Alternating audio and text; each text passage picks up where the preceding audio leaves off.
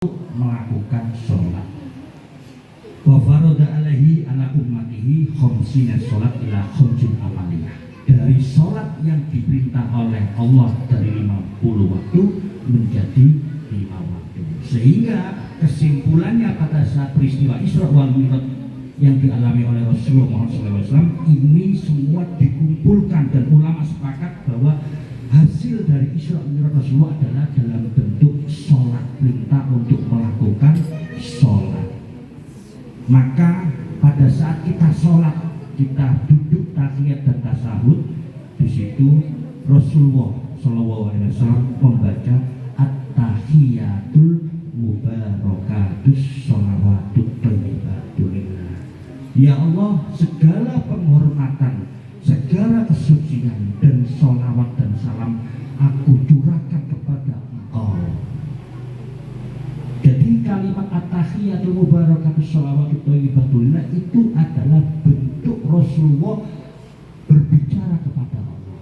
Jadi pada saat kita kepingin menghadirkan Rasulullah dalam hati dan kita kepingin menghadirkan Allah dalam hati, kita yakini apa yang dilakukan oleh Rasulullah hari ini, bahwa pada saat kita sholat, duduk tasyahud dan membaca tahiyat, kita ingat bahwa at-tahiyatul mubarakatus sholawatut thayyibatulillah. Ya Allah, dengan segala hormat dan segala kesucian aku curahkan kepada Engkau.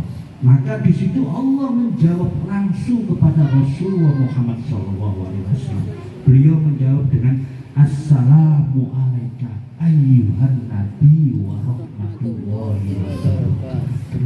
Wahai kekasihku Muhammad SAW, aku juga membaca sholawat kepada Engkau. Ini arti perjalanan Isra Mi'raj yang dialami Rasulullah diterapkan di dalam bentuk sholat yang kita laksanakan hari ini, yang tidak lain bacaan tasyahud atau tahiyat.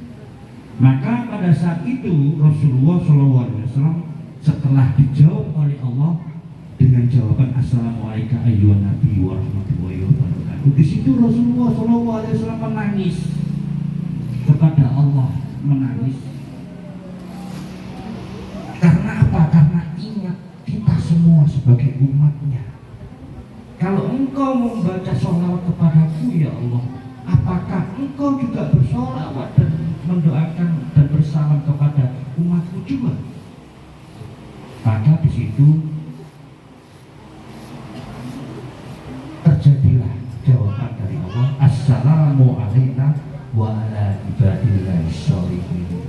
Maka kalau aku bersolawat dan salam kepada engkau ya Rasulullah, aku juga bersolawat dan membaca salam kepada umatmu yang soleh. Sehingga pada saat kita membaca tahiyat, kita nangis, kita ingat bahwa yang berbicara ini adalah Allah dan Rasulullah Muhammad Sallallahu Alaihi Wasallam. Oleh sebab itu yang harus kita praktekkan di dalam sholat seperti yang dipraktekkan semua ulama, khususnya guru-guru kita yang patut kita contoh, salah satunya tidak lain Abah Gus Kumpul. Seperti itu prakteknya. Karena yang perlu kita tahu bahwa perjuangan apa yang dilakukan oleh Rasulullah ini tidak lain semua adalah hasil jeripaya perjuangan seorang istri. Sehingga perjuangan seorang istri ini sangat-sangat menjadi patokan utama, menjadi tombak utama keberhasilan perjuangan Islam.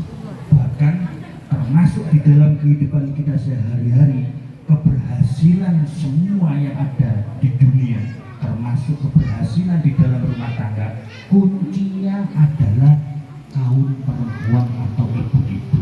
Maka oleh sebab itu kita tahu bahwa Allah meletakkan surga di bawah telapak kaki ibu.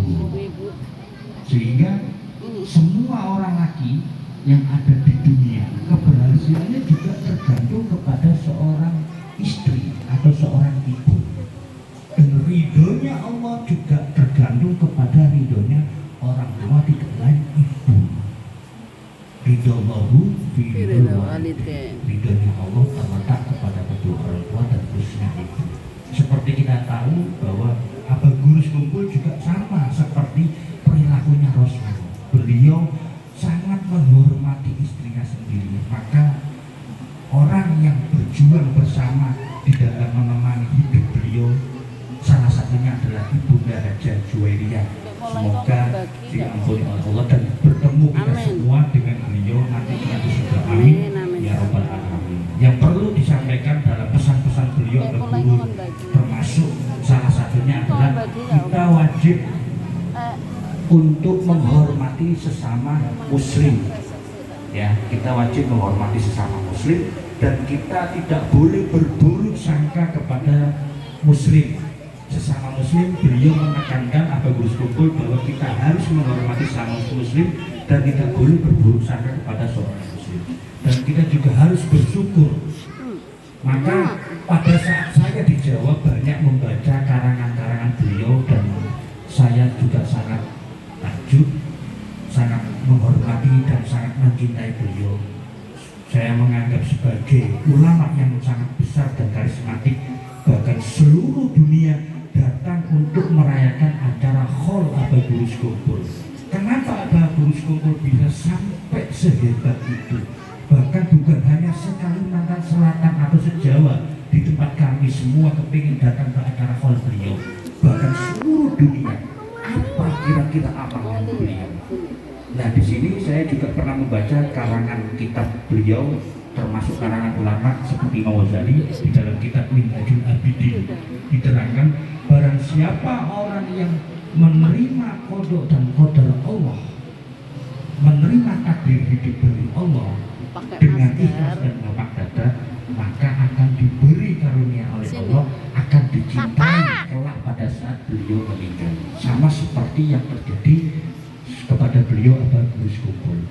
Jadi apa yang dilakukan Aba Gurus Kumpul ini patutlah sebelah sini kita memperingati Khol beliau untuk mencontoh perilaku dan ajarannya, supaya kita nanti bukan hanya berkumpul dengan beliau di surga, tetapi juga bertemu dengan Rasulullah Muhammad SAW. Amin. Seperti yang telah ditulis di dalam surat Al-Ahzab ayat 6, An-Nabiyyu ula bil mu'minina min anfusihim wa azwajuhum ummatuhum.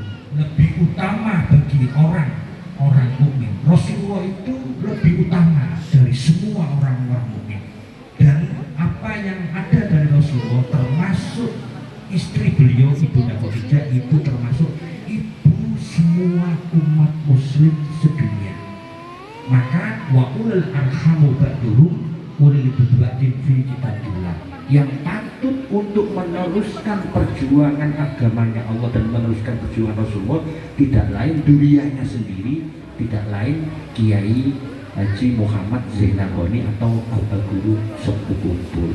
Semoga dengan acara ini kita semua semakin menambah mahabbah kita kepada Rasulullah SAW dan menambah cinta kita kepada ulama seperti apa yang telah disampaikan oleh Aba Gurus Kumpul, dan kita nanti akan bertemu dengan Rasulullah dan diberkati sampai yang amin. Ya Rabbal